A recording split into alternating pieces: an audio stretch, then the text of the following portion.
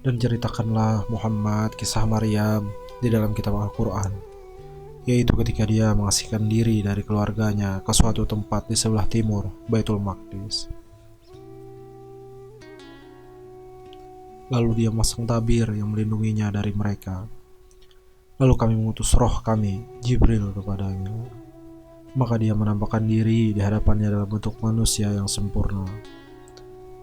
Dia Maryam berkata, "Sungguh, aku berlindung kepada Tuhan yang Maha Pengasih terhadapmu jika engkau orang yang bertakwa."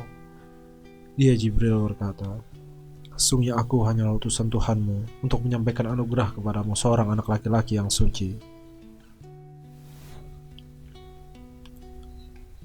Dia Maryam berkata, "Bagaimana mungkin aku mempunyai anak laki-laki, padahal tidak pernah ada orang laki-laki yang menyentuhku dan aku bukan seorang pezina."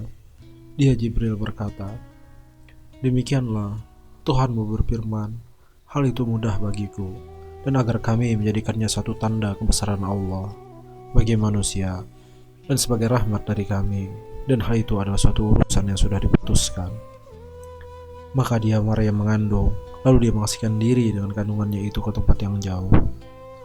Kemudian rasa sakit akan melahirkan maksanya bersandar pada pangkal pohon kurma. Dia Maryam berkata, "Wahai, betapa baiknya aku mati sebelum ini, dan aku menjadi seorang yang tidak diperhatikan dan dilupakan." Maka dia Jibril berseru kepadanya dari tempat yang rendah, "Janganlah engkau bersedih hati, sesungguhnya Tuhanmu telah menjadikan anak sungai di bawahmu." Dan goyanglah pangkal pohon kurma itu ke arahmu. Niscaya pohon itu akan menggugurkan buah kurma yang masak kepadamu. Maka makan, minum, dan bersenang hatilah engkau. Jika engkau melihat seseorang, maka katakanlah, "Sesungguhnya aku telah bernazar berpuasa untuk Tuhan yang Maha Pengasih. Maka aku tidak akan berbicara dengan siapapun pada hari ini." Kemudian dia Maryam membawa bayi itu kepada kaumnya dengan menggendongnya. Mereka kaumnya berkata, "Wahai Maryam, sungguh engkau telah membawa sesuatu yang sangat mungkar. Wahai saudara perempuan Harun, Maryam, ayahmu bukan seorang yang buruk perangai dan ibumu bukan seorang perempuan pezina." Maka dia Maryam menunjuk kepada anaknya. Mereka berkata, "Bagaimana kami akan berbicara dengan anak kecil yang masih dalam ayunan?" Dia Isa berkata, "Sesungguhnya aku hamba Allah. Dia memberiku kitab, dan dia menjadikan aku seorang nabi, dan dia menjadikan aku seorang yang diberkahi di mana saja aku berada, dan dia memerintahkan kepada aku melaksanakan sholat dan menunaikan zakat selama aku hidup,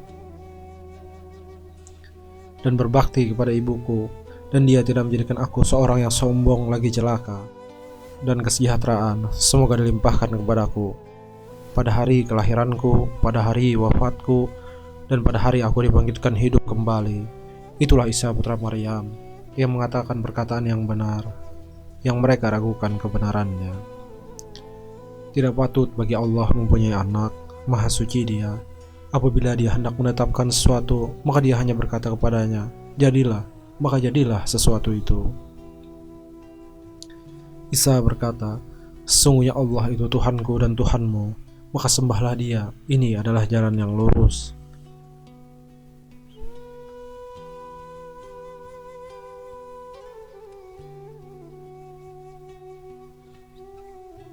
Maka berselisihlah golongan-golongan yang ada di antara mereka, Yahudi dan Nasrani. Maka celakalah orang-orang kafir pada waktu menyaksikan hari yang agung. Alangkah tajam pendengaran mereka, dan alangkah terang penglihatan mereka pada hari mereka datang kepada kami. Tapi orang-orang yang zalim pada hari ini di dunia berada dalam kesesatan yang nyata. Dan berilah mereka peringatan Muhammad tentang hari penyesalan, yaitu ketika segala perkara telah diputus, sedang mereka dalam kelalaian dan mereka tidak beriman. Sesungguhnya kamilah yang mewarisi bumi dan semua yang ada di atasnya, dan hanya kepada kami mereka dikembalikan.